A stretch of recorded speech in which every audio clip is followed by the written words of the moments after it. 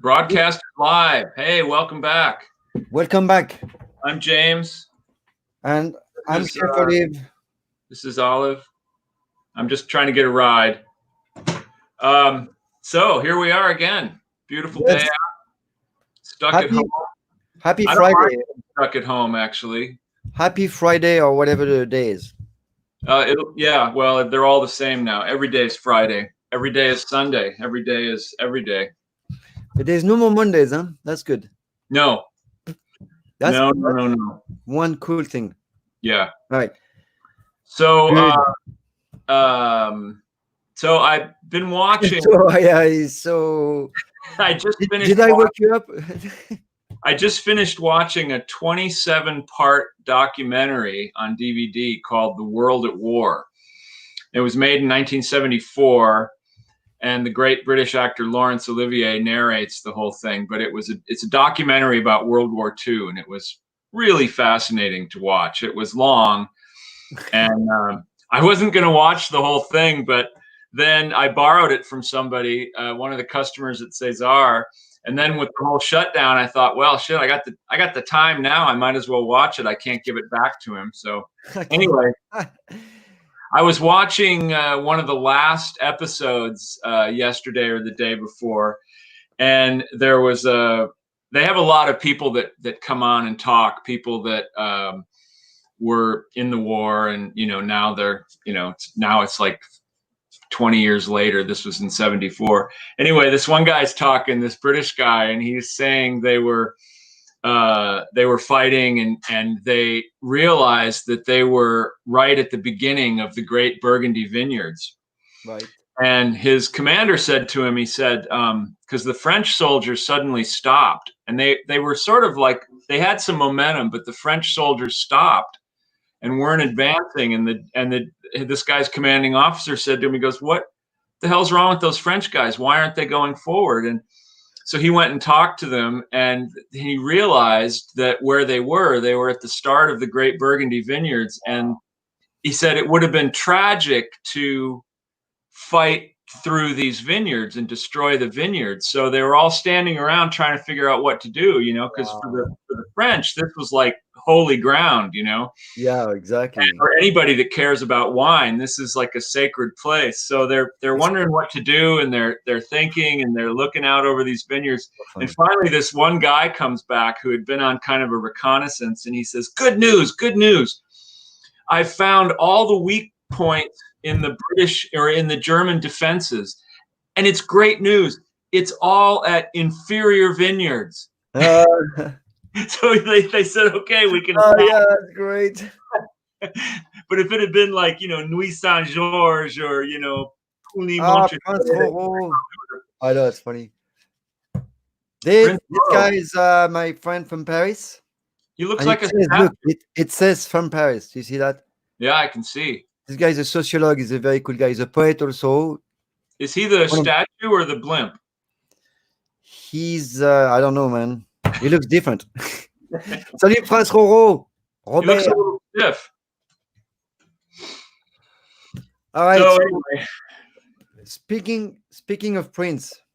Speaking of Prince, yesterday we had our special guest. We had Chef Gabby on, who is now living in Michigan, but he is a classically trained French chef who has taught at Kitchen on Fire for many years. Yeah, he's crazy. While we were talking to him, we talked about how he had done his apprenticeship at Tour l'Agent in Paris, and they were a Michelin-starred restaurant. They have 3 stars.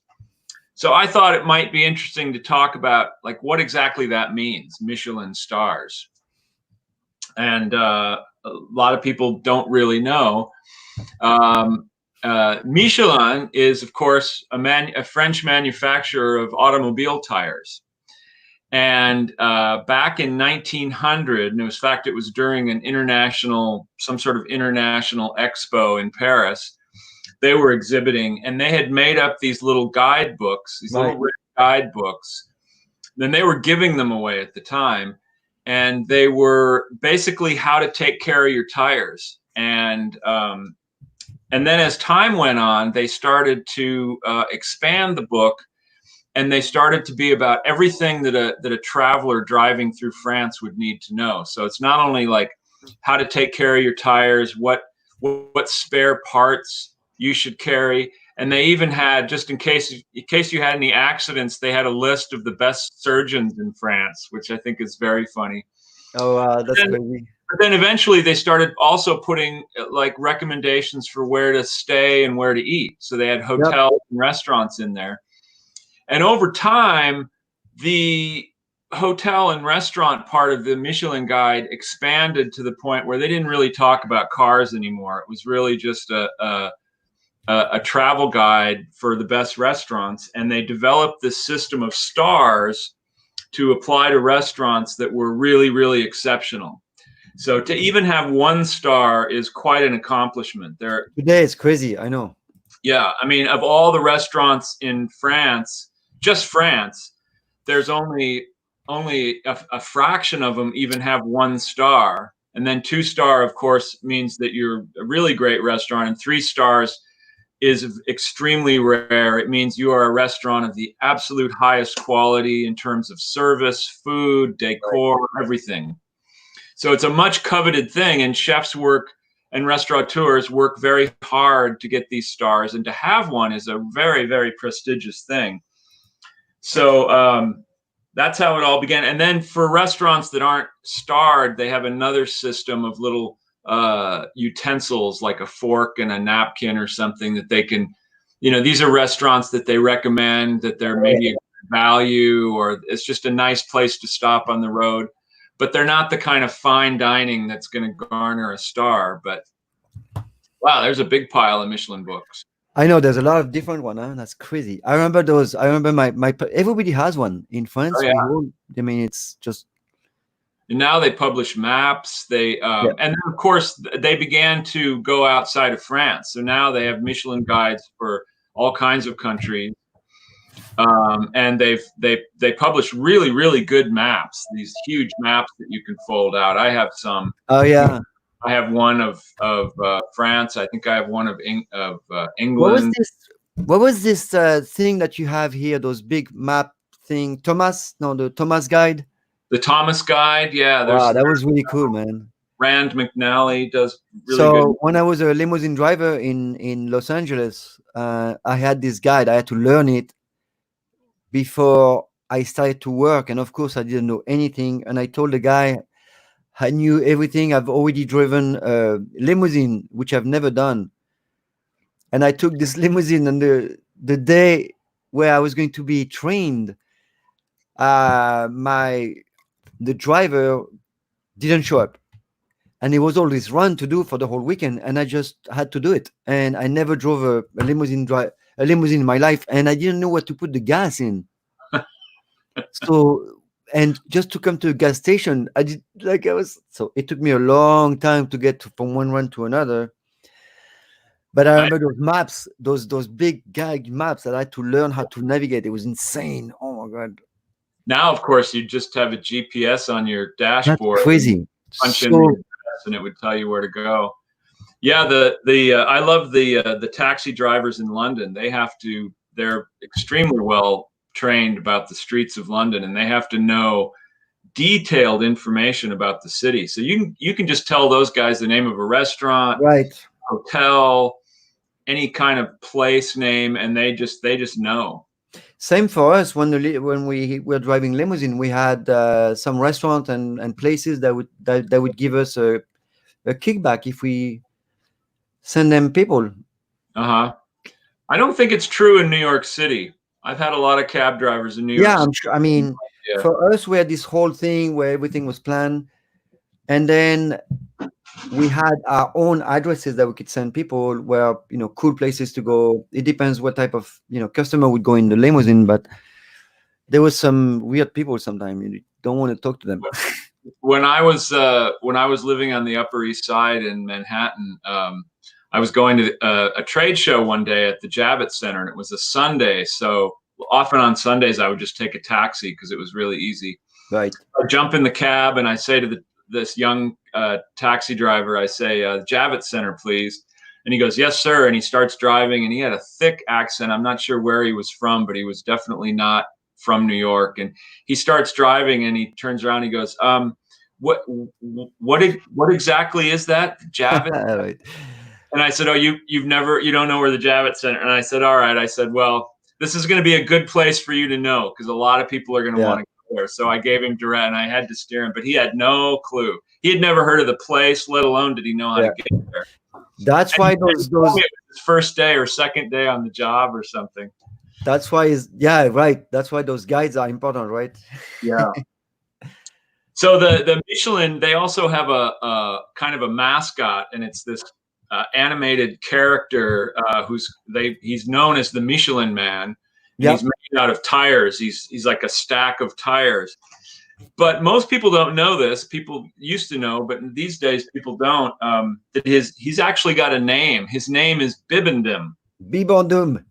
Yeah, and that comes from a Latin phrase. You can see it on this guidebook here. It says Nunc est bibendum, and that's Latin for drink now, which is a very odd thing, but it has to do with their slogan at Michelin in those days, with their tires kind of drank in the road or something. Right. So, anyway, so that was their phrase, and then it got associated with him, so that became his name. Very funny thing. Bibendum. Character too. I love this one. He's smoking a cigar, and he's got cufflinks on, and very fancy. Anyway, so that's Michelin, and so cool. And by the way, they were free at the beginning, right? And then they started selling them, so people would take them more seriously. Yeah, because one day one of the brothers went to a restaurant, and he saw his guide under a table, because the table was moving, and he decided that after that he decided to sell them, so people don't do that anymore. That's funny. Well, and also they started putting in street maps at one point, and apparently their street maps were so accurate that Allied officers were given copies of the 1939 pre-war edition prior to the invasion of Normandy, so that they could figure out where they were going once they got off the beach. Yeah, imagine they just stormed the beach at Normandy, and then you got to open your Michelin guide and figure out where you're going. Figure out where you're gonna go eat. Yeah, right. Yeah, that was exhausting on the beach there. Let's go get something to eat. What's the guide say? Any 2-star restaurants in the area? Probably not. They probably weren't open. Sadly. And sadly, they're probably not open today. Yeah, same, man. But they will be again. Yep. One of the greatest places in the world to eat. Now, you have something on you have something on, someone asked us something on the cheese again. That's good. Yes. How was cheese discovered? Which is a very good question. And the answer is simply, no one really knows. And it probably wasn't discovered by any one person at one time. It was probably discovered in many places simultaneously. But the prevailing theory goes something like this. It was probably somewhere in North Africa, and it was probably someone who tended sheep or goats. And what they did was they would take fresh milk, and they all the countries around the Mediterranean make bags out of the stomachs of goats or sheep. In Spain, use them for wine, various things. But the theory is that some young shepherd put his milk in the bag made from a stomach of one of the animals for his lunch, and he slung it, and he slung it over his shoulder, and he walked around all day in the hot sun. And he went to drink his milk later in the day, and he found out that it had separated, and all the curds were now separated from the whey. And he didn't know what to think of it. But since, he had no choice, because he couldn't just go to the corner shop and get something to eat, so he probably ate it and decided it wasn't too bad. because the original rennets used to make cheese were from the stomach of a calf or a sheep, and there's a chemical composition in the stomach lining that acts as a rennet in the milk and causes the curds to separate from the whey. That's probably how it happened. I mean, that would be the most logical, because well, it was already in the Egyptian already, and it was even older than that. Cheese has happened naturally. yeah, You know, all of like everything that's fermented, like wine and beer and vinegar and all this stuff. right. And they discovered it, like it was actually very good for you, because in order to eat food, you have to ferment it yourself. So in a way, it's kind of like a Right. And you got to remember, this is one of the oldest foods in the world. Cheese yeah is. This cheese. whenever it was discovered, this was thousands of years ago. This was back in the ancient biblical days, when because Oh, cheese, I especially think around the Mediterranean, is ancient. It's as ancient as olive oil and wheat. so. When you say biblical day, that means even before. I mean, before all this, Yeah, like long time ago, huh? 5,000-6,000 years ago. And and it took a very, very long time before people figured out how to control this transformation. But And then cheese is pretty easy, right? I mean, cheese is very easy at its most basic. right. These days, it's more complicated because of food safety and that, and you've got to be very careful about pH levels and make sure no bad bacteria gets in there, and you have to be very careful. But at its basic, it's a pretty simple process, and Yeah. there are no added ingredient. I mean, you can make flavored cheeses, but cheese basically is all it is milk, salt, uh, some kind of rennet, and then the cultures, whether they are some kind of naturally airborne yeasts that exist in the cheese making room, or whether it's something that's actually made in a laboratory and So added. you need the yeast and the bacteria. You need Yeah. both, right? And the rennet that's what it is. So gradually this spread, and people started learning about it in other places. And then as they began to learn how to control this and to make it into a solid form of cheese, as we discussed before, the naturally occurring yeasts in the air would transform the cheese into something different than it would have been, say, 100 miles away or 1,000 miles away. And that's how we got different types of cheese. They just developed naturally. And if you were in Normandy and you took a little fresh cow's milk cheese and made it in a little disc and put it in the aging room to mature, it would grow this white fluffy mold, and you had no choice. And they originally, cheesemakers tried to keep it from happening, and then they realized, if you can't beat them, join them. We might as well just encourage it because it tasted good. It wasn't harmful. So they decided it was a good thing. And now, of course, when you make brie or camembert, you have a culture that you buy and you spray it on the fresh cheeses, and then it begins to grow the mold. So, but all of these cheeses, they began because of specific naturally occurring bacteria that was in the air, in the boards they were aging the cheeses on, and that's how it developed. Which is why also you can make brie and camembert anywhere today, because you can just buy the cultures and make the cheese. Because we make cheese like that in this country. They make them in Italy. They make them all over the place, even in the UK. Look at this cheese, man. Oh, that looks like it's probably ripe. It's ready. Wow. Wow, the oldest sold cheese known to humanity, discovered in an Egyptian tomb. It's probably a little hard to eat. You'd probably have to grate that. You could grate that over your pasta. But it's pretty cool. Look, there was already inscripted of this. That's pretty cool. Right.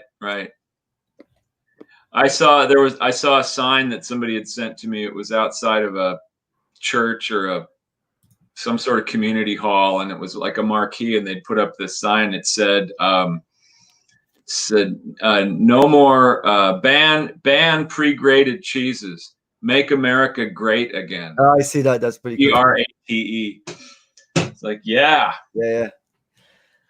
So that's probably how cheese came about, and blue cheese was also an accident because they think Roquefort is one of the oldest blue cheeses, if not the oldest blue cheese, and that came about simply because, again, the shepherd had he probably had some fresh cheese for his lunch, some curds, and he had a loaf of probably some kind of rye bread that he was going to eat it on. And he put it all in this cave and went off to tend the sheep for the day. And when he came back, the cheese had turned blue. That's probably not exactly how it happens because it takes a little longer than that. But he may have left it there. He may have forgotten it. I think come back a few days later, and he saw all this blue mold, and he probably freaked out at first. But again, because of his situation, he had no choice but to try to eat it. So he did, and found out it was delicious. And there you go. And now they still make Roquefort the same way. They still age it in the same caves. They take these big, huge round loaves of rye bread, and they allow them to just mold. They turn completely green, and then they grind it down into a powder, and that's added directly to the milk when they make the cheese. So very, very primal, very basic. But what's happening in Roquefort particularly is those caves have the exact right temperature and moisture for that yeast to grow, that specific yeast. And it's funny because in the writing about cooking and food that we found from the 800 or something, from Charlemagne's era. And the legend goes that actually Charlemagne was eating the cheese, the Roquefort, with removing the blue, and his first attendant, I forgot his name, told him, no, you have to eat the whole thing. That's the cheese. As Charlemagne used to remove all the blue stuff like it was bad. But he was still eat it. Yeah. So not Vercingétorix, anyway. Yeah, and it's crazy that it's still made in the exact same way. I mean, we have modern tools today. We have big stainless steel tanks that the milk is put into. We have stainless steel tools. Yeah, right. We have refrigeration and humidifiers and all that stuff. But other than that, the basic technique of making cheese hasn't changed in thousands of years. It's really amazing. Well, it's just like wine. Wine is still made the same way. I mean, we have modern things to store it in, but the technique is virtually the same. Right. It's pretty extraordinary. Yeah. And then there's the greatest cheese of all, Parmigiano Reggiano. The Parmesan, right? Parmesan, and there's a lot of. You have to be careful when you buy Parmigiano Reggiano to make sure a good cheesemonger will always cut it in a way that there's plenty of rind showing on the cheese. I was going to show you a little video, and you can maybe. Yeah. So this is from this guy, that Carlo Gufanti, that you know, right? Yeah, he's a cheesemaker, but he's also kind of an affineur in Italy, and he sells all kinds of cheese. Now he's opening a wheel of Grana Padano, which is a cousin of Parmigiano Reggiano. They're made in similar areas, and he's showing how to open a wheel. And he's got a tool just like this. You can see it. Oops. Yeah. This is what he's using to score the cheese, and then he's going to use these big teardrop shaped knives to stick in there so that he can kind of pull the wheel apart. You don't want to cut it because you break it, right? Right. You want to pull it apart, so you leave it in like these rough shards, which is what you want. Now you can see around the rind there, it's got all these imprints, all these logos, the sort of lozenge shape. This particular one is a Trentino, which is is a brand of Grana Padano. It's very good cheese. That's very important because that establishes its authenticity. When you see that rind, you know what you're getting. And in fact, the cheese has to be judged before it finally goes to market. And once that, you see how he's sticking that in, and he's gonna put several of those in different places, and that's going to begin to separate that wheel. See, that knife he's got is sort of a tear shape. And again, this is not Parmigiano Reggiano that he's opening, but that's what Parmigiano Reggiano looks like. It's the same size wheel. You open it in the exact same way. They're both Grana style cheeses. Grana means hard or grain. It refers to the graininess of the cheese. Yeah. So what is so Parmesan is in area? Right. There's because it's from the area of Parma and the area of Reggio, which are very close together, and they used to be two separate cheeses. And when they formed the consortio to govern the making of the cheese back in, I think, in the 40s or early 50s, they combined the names. So now it's Parmigiano Reggiano, and Parmigiano means it's from Parma. Reggiano means it's from Reggio. So this is sort of the broad area in the heart of northern Italy where the cheese is made. So it's like it's exactly like wine in France or in Italy. Yes. It's always called by the provenance, so people know what to expect on terms of quality and savoir-faire. I mean, those are several things. It's the and Grana Padano. The Padano refers to the Po River Valley, which is where it's from. And about 1,000 years ago, the monks down there, these Cistercian monks, they sort of reclaimed the land that had been basically swampland, and started to graze cattle there. Now you see how it's a long process, and he keeps sticking these things in and working them, and eventually that wheel is just going to split right open. At Dean and DeLuca, when I was at Dean and DeLuca, when the cheesemongers would open a fresh wheel of Parmigiano, I would always go over there, and they would give me this big slice out of the heart of the cheese. Oh my God, it was the most delicious. It was buttery and rich and tasted like fresh baked bread, and it was just extraordinary stuff.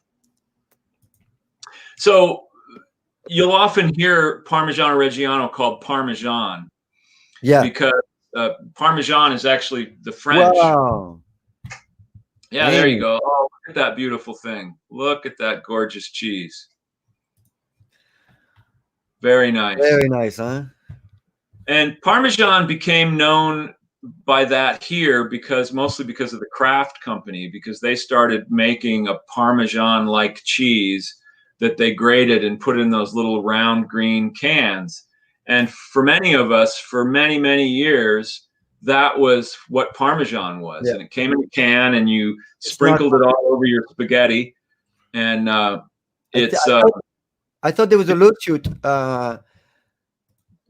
from Parmesan to Kraft 5-6 years ago or something. Yeah, it's a name-protected product. And in the EU, you cannot call anything Parmigiano Reggiano or even Parmesan unless it's actually that. But of course, in America, we ignore these things and we do whatever we want. Frode. Is it Frode? My chef from Norway. So yeah, you can make Parmesan anywhere, but it's not the same. It doesn't have the complexity. It doesn't have the texture. But they do. So they have a California Parmesan. I've seen that. What is that? Yeah, they make it here. They make some very good Parmesan in Wisconsin. The Belgioioso company makes an excellent Parmesan. It's not the same. It's a Parmesan style. Yes, it's not the same as Parmigiano Reggiano. It's not like champagne. It's like champagne and sparkling wine, right? Right, exactly. They also make some good versions in South America. In I think Argentina, they make some, but it's not the same. And what's important is just to know what you're getting. And it's not that those cheeses are bad. It's just that you don't want to pay Parmigiano Reggiano prices for something and then get this inferior cheese. And that's why they go to great lengths to put all these little markings on the rind of the cheese. They have like a pin dot pattern on the Parmigiano Reggiano, and then it's crazy. various logos. And then they also stamp on the number of the producer. They stamp on when it was made. Again, this is a Grana Padano, the Trentino brand of Grana Padano, but you can see up here the sort of cloverleaf design. I'm pointing at it as though you can see what I'm pointing at. That's very funny. Like right here. But up at the top, you see there's like a 4-leaf clover, and that's another one of the logos. But with Grana Padano and Parmigiano Reggiano, when they're made, they're tested throughout the months and years that they spend aging. And gosh, I just realized we're out of time, so I'll be quick. I know. And they have to pass the ultimate test by the judges before it can get the ultimate seal and the brand that says it's okay. And if it doesn't pass, they simply scrape off all the markings, and it gets sold off as just plain Grana cheese and goes to pizza parlors and whoever, and they grade it. And it's still probably an extraordinary cheese, but it wasn't good enough to get the stamp of approval by the consortium. Anyway, I went on too long. We're out of time. That's great, James. Perfect timing. 1 minute, that's fine. And we are going to include in our show some Dancing group? Yeah. Oh, you wanted to do some juggling for so long. Ah, yes. We're going to do But superstition, food superstition. What is that? Yeah, right. It's not just a song by Stevie Wonder. It's a real thing. All right. So thanks for joining us, everybody. Be safe. Have a great time. Have a great day. See you tomorrow.